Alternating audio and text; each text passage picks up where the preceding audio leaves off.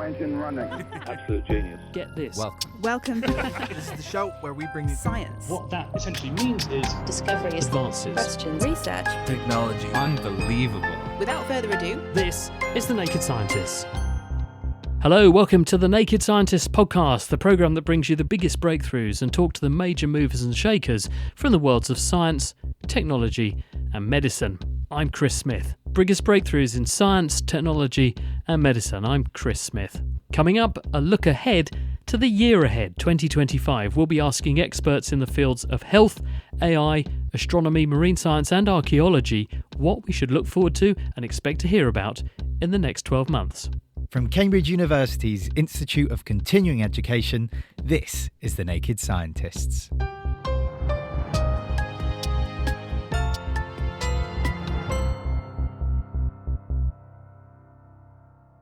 In 2025, the UK is set to introduce strict new laws to restrict and control vaping. The aim is to create what's been called a smoke-free generation, and a large part of that will include a ban on the sale of single-use disposable vapes in England, Wales and Scotland. Here's Linda Bald, who's a Professor of Public Health at the University of Edinburgh. So what the bill is going to do, it was previously proposed by the last UK government and has been brought back with the same powers, but also some additional amendments. So there's quite a long list, I'll be brief. I think the headline one is phasing out the sale of tobacco to anyone born after 2009.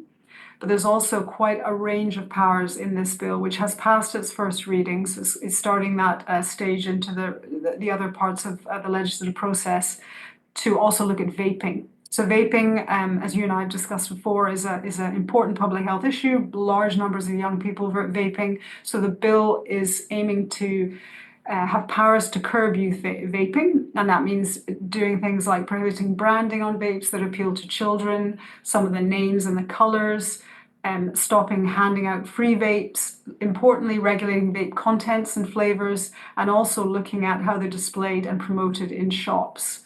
And then the last bit of this, which is actually of particular interest to me in my research, is a whole bunch of nicotine products that are not medicinally licensed, that are not covered by our existing vaping legislation, like nicotine pouches, snus as they're often called, and they'll fall within the bill as well. Are they thought to attract the same kind of health disbenefit as vaping and smoking, these other forms of nicotine use? Or should we be turning more of a blind eye to those and bearing down on the elephant in the room, which is the fact that vapes seem to have crept in, especially in the youth market, and seduced and basically hooked a whole legion of new nicotine addicts? Yes, they have, and you're absolutely right. We have a continuum of risk. That's how I describe it. Actually, some of the other nicotine products, particularly nicotine pouches, so-called snus, although snus is something else, but that's what people call them colloquially, I actually think are really quite low risk. Because all you've got in there is the nicotine and some of the other ways that the product is packaged. These are things that we know are not harmful. It's also not breathed in the way you do with vaping, which is one of the reasons why we're concerned about vaping far less harmful than smoking, but still risks we don't understand. So nicotine pouches are probably not something we should be terribly worried about, but the reason I think it's good to bring them into the legislation, or at least some of the measures in the legislation, is because they're very addictive. And the other thing about the pouches is that the level of nicotine in them isn't regulated. And at the moment, there's actually no age of sale. So we needed to do something on the nicotine pouches. But you're right. If you look at where harm begins, nicotine replacement therapy, a licensed medicine, very safe, but, some people can get a bit hooked on it, through to things like pouches, then through to vapes, and then through to the smoked cigarette, which is the most deadly. There's different risks associated with all of these products. Are we not slamming the door after the horse has bolted on the vapes, though? Because it strikes me we're coming to this party so late. They've already got their tentacles into so many young people, and we've actually seen rates of uptake go flying up, actually, and we're not even at the point where we've banned these things properly yet. Even China did it ages ago. We do actually have a lot of legislation around vaping already, but clearly it hasn't been enough. And the problem has been that the products have evolved. So we've banned most forms of vaping advertising. We have an age of sale, we have enforcement, we have limits on the nicotine content, we have a health warning on the vape. We did all of that stuff in 2016. But then disposable vapes came on the market, which are very cheap, very attractive. Disposable, as the name says, environmentally harmful, and they actually have been the major driver of youth uptake. So the horse has definitely bolted to the extent that we didn't do enough early enough. But I think taking additional action now will be okay. I would say banning them probably wouldn't be that successful. What the government aims to do with this bill is ban smoking in terms of selling it to children born after 2009. That's the deadliest product. But countries like Australia, which have made vapes only available on prescription, have youth vaping rates almost as high as ours. So I think it's about proportional approaches and trying to keep ahead of industry evolution and the evolution of the products. I hope we can do it, but we have to be realistic. Totally different topic, but health related. We've had various measures that have been brought in. I think something like 170 policies in the last about 30 years by successive governments of all colours to try to control obesity, sugar tax included in them. That has got to be one of the health priorities for any year in the years ahead, hasn't it? Surely. Absolutely. And actually, I think you're going to see some changes in 2025, but they're not going to be enough for most of us in the public health community. What you're going to see in 2025, if I just start with Scotland, we're committed to taking action in legislation on multi-buys and temporary price promotions of junk food. The UK government is finally going to be bringing in its restrictions on advertising online and on television, particularly on TV, in relation to the watershed. The problem is our food supply has changed. We've got big, powerful companies, and it's changed both our diet, but also things like rates of cardiovascular disease, which we know some of the improvements we saw with reductions in smoking are largely being reversed because of overweight and obesity. So I hope in 2025 we see more action. It's a public health priority, and we need to begin to tackle it. Linda Bald at the University of Edinburgh with her public health wish list for 2025. We're now to tech, and we're going to look ahead at what we might expect to hear about from an artificial intelligence perspective over the next 12 months. This year, we anticipate the release of OpenAI's ChatGPT-5, the next generation of the AI language model that powers ChatGPT. But will it come to pass? And what might it be able to do? Here's Mike Waldridge, who's an expert on machine learning at the University of Oxford. So just recall the timeline. GPT-2 was the first notable release in the GPT series. That was around about 2018, 2019. GPT-3 was the breakthrough. GPT-3 was the first really, really impressive large-scale large language model that met a large audience. And that was the technology basically that goes into ChatGPT. And ChatGPT is November 2022. Then we see GPT-4 rolled out fairly quickly after that. And everybody has been waiting for GPT-5.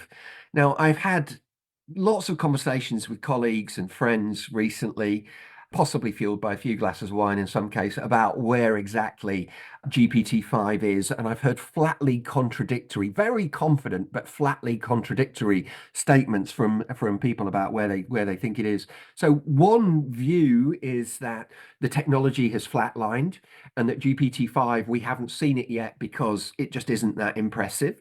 And the people who believe that, their beliefs are fueled somewhat by Sam Altman, the CEO of OpenAI, behind the company behind this technology. His statements that the race to scale, just making things bigger, was not delivering the same level of advantages that it did with GPT-3. And so that's fueling this idea that actually GPT-5 hasn't been released because it's a disappointment. So at the same time, I've had very confident statements from colleagues that no, GPT-5 really is going to be mind-blowing. And it's just that OpenAI and co are busy frantically testing it to make sure that it's really, really, really fit for the market so that when it's released, it really does dazzle. So I honestly don't know which of those two statements is true, but a lot, I think, is riding on it because the expectations are so high.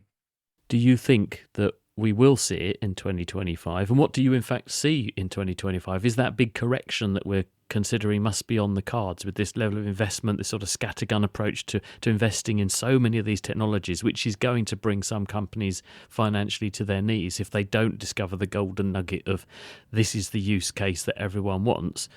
Is the reset coming in 2025 or something else exciting? Well, I think we will see GPT-5. I think it's unimaginable that we wouldn't see GPT-5 in the next year.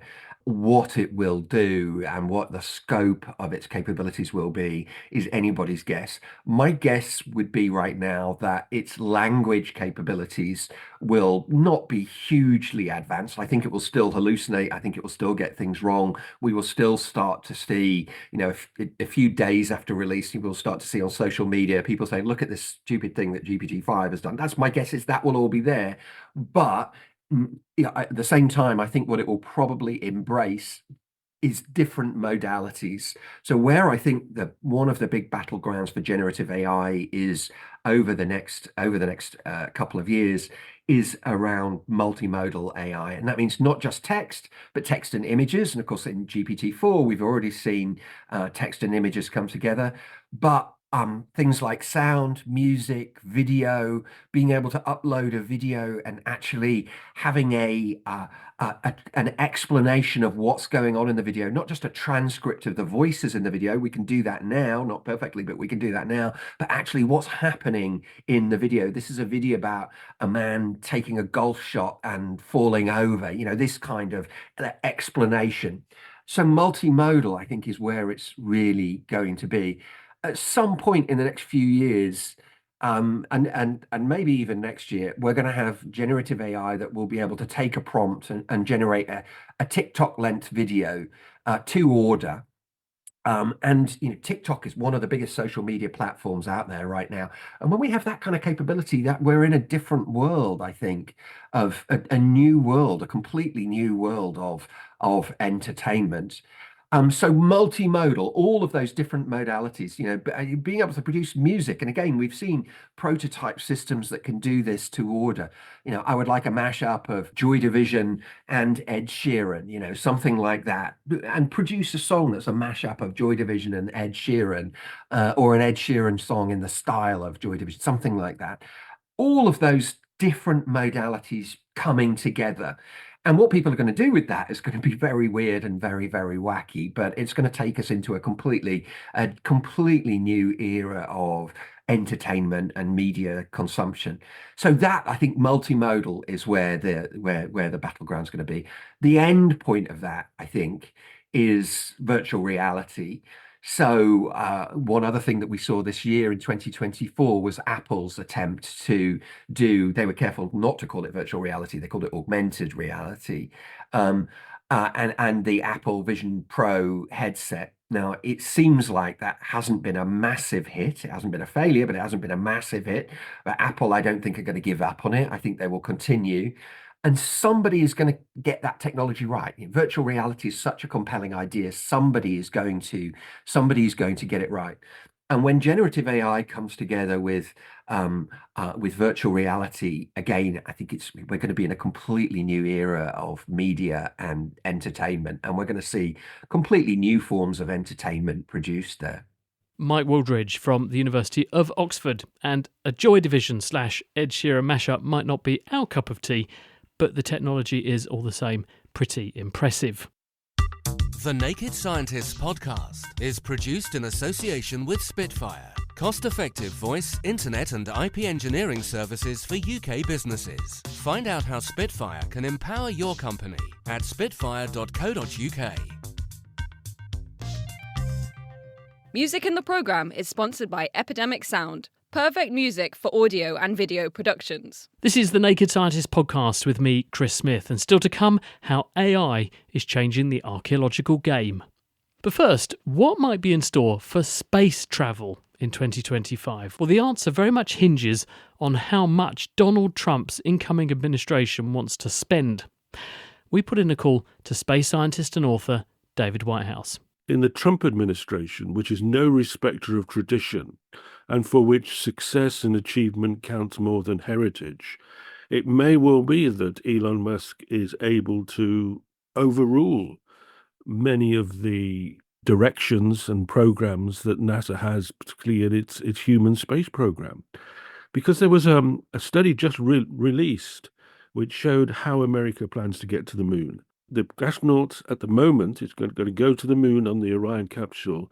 They're going to transfer to the Starship, go down to the surface, and then come back up again and transfer back to the Orion capsule to come back to Earth. When that plan was actually put in visual terms, and we saw pictures of it, people have started saying, but Orion is tiny. Starship is enormous. This doesn't look right. This doesn't look compatible. This looks very strange. Now, either that's the way to go to the moon, or it's telling us something about meshing the government, expensive, long-term space effort to go to the moon with Elon Musk's nimbler, faster, more risky approach. Elon Musk has launched more than anybody else put together into space. His Starship could be launched 5, 6, 7, 8, 9, 10 times a year as you get going. The Space Launch System that launches the Orion capsule, that's to take astronauts to the moon, probably cannot launch more than once every 2 years. So these are two very incompatible systems that people are beginning to realize that perhaps, even though power is too much with Elon Musk, one would argue, he might be the way to get back to the moon before the Chinese. You've written some really powerful words because you said 2025 will be the most important year in human spaceflight since 1969. Very, very powerful. What do you think is going to happen then in 2025 to justify those words? Well, I think this is the year of decisions. This is about how to go back to the moon. Because since we've been to the moon, we've had basically the space shuttle and the space station. And the space shuttle we know was a flawed system. And we're going to have to face Elon Musk's, one of his big tasks is he's going to have to face is the same problem as the space shuttle had with when putting people on board his Starship. Because the Starship is a capsule.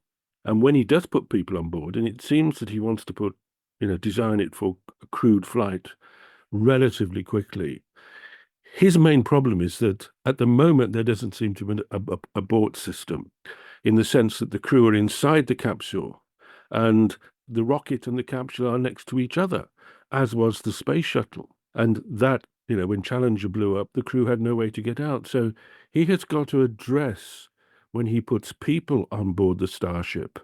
And that's part of going back to the moon, because at the current plan, the crew will transfer to the Starship to go down to the moon's surface and come back again. He's got to work out the safety issues of that, and that is going to be very difficult, no matter what his ability to send the Starship around the solar system, and we expect to send an uncrewed one to Mars in the next couple of years. That is a fundamental human safety problem that he is going to face. But success is everything at the moment with the Trump administration, and the decisions for going back to the moon, for what capsules America uses and how it explores the solar system will probably be made this year. Because at the moment you have the Starship, the up-and-coming, what could be a very versatile, very powerful spaceship to take people into space, to the moon and possibly onto Mars. You have got the Dragon capsule, which is also SpaceX, that takes people up to and from the space station. You've got Boeing's Starliner capsule, which had all these problems and wasn't able to bring the crew back from the space station earlier this year because they had problems with the thrusters, and those are still not resolved. And you've got the expensive and capable Orion capsule that is going to take astronauts to the moon and is complicated and has problems with its heat shield at the moment. So those overlooking the American space program, and Trump will say this to Musk.